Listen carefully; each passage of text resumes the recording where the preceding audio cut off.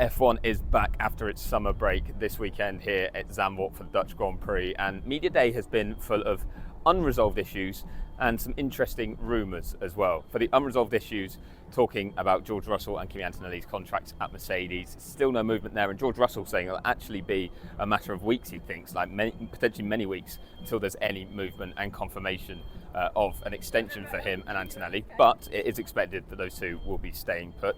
There's also a lot of focus on Lewis Hamilton after the way the first part of the season ended for him, with struggles in Hungary and a really downbeat demeanour there in Budapest.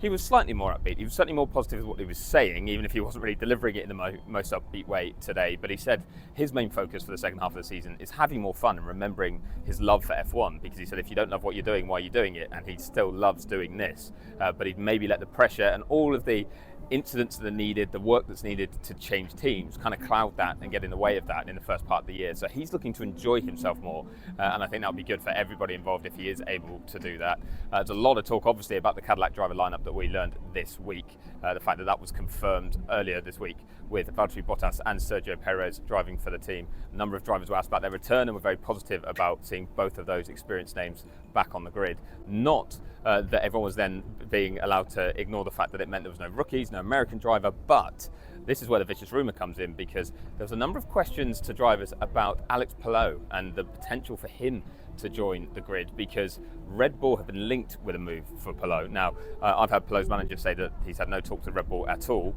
It doesn't seem to be huge legs to it, but once questions start happening, then drivers are giving their opinions too, and that does add to the buzz and the noise. Fernando Alonso talking about how great Alex is, but that it's very tough to make the transition to Formula One.